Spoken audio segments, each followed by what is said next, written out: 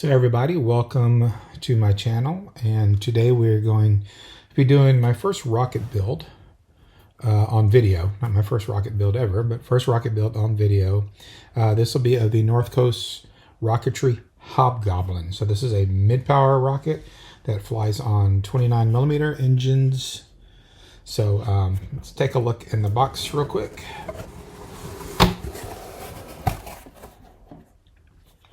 So pretty simplistic kit when you get down to it. We have our two body tubes with our slotted fin designs. Putting that in the camera. Got to get used to which way the camera is. We do have a coupler.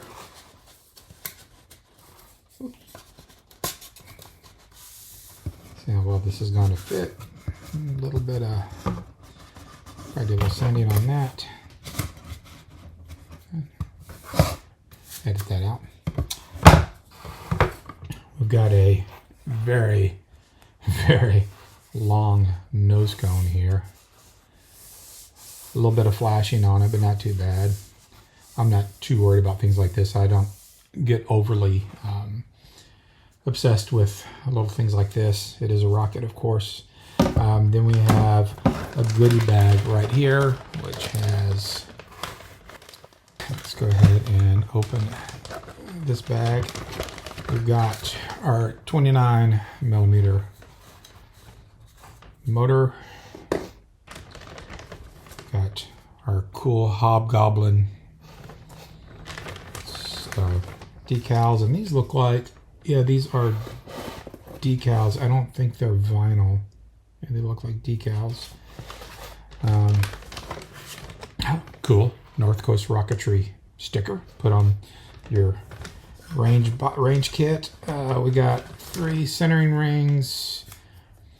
These 2 are slotted for your fins. Then this will be the forwarding ring, and it has these 2 holes in it, which will be for this cable right here.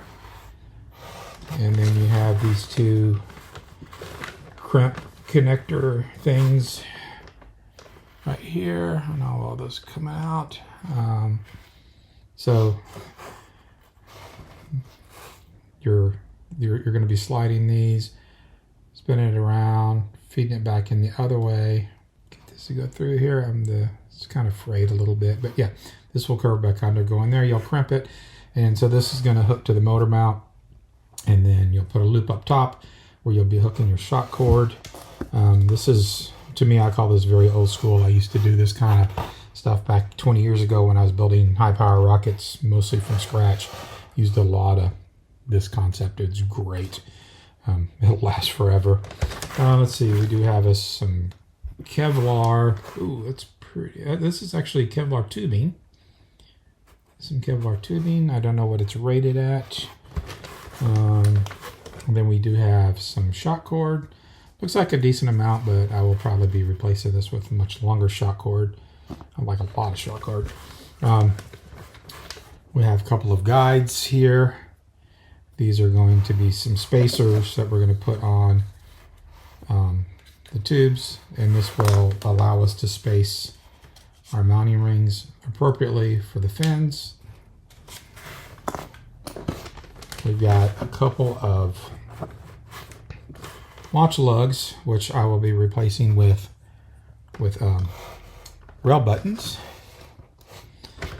Let's see, we got some little shrink wrap tubing. This is going to go over when we crimp the cables. When we crimp them with these right here, we're going to cover it with the shrink wrap so nothing can get caught on it. They give us a little I just went brain dead on what these are called, you know, these clip things. Just carabiners. So I have no idea. This just looks like a little aluminum one. Don't know what it's rated at. I'll replace that with a D-ring. I probably won't use this. And then we have our 4 fins. These are nice plywood, 1/8 inch.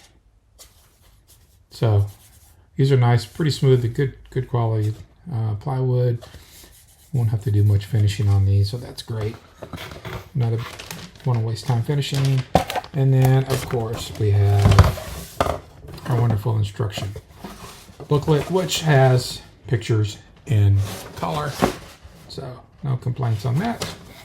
So anyway, I will be building this pretty much stock with a few exceptions like I've mentioned already. I'm not going to use this. I'll be using a, I call it a D-ring, quick connector, as people call them.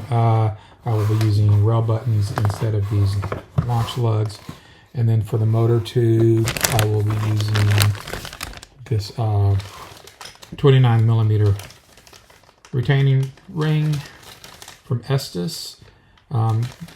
These are plastic, but I've been using them for mid-power, and for mid-power engines, I'm fine with them. When I go high power, I go to metal just because of the heat.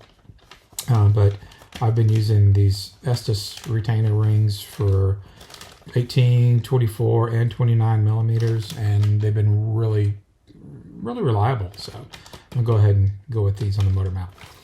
All right, so when we come back, we're gonna start building.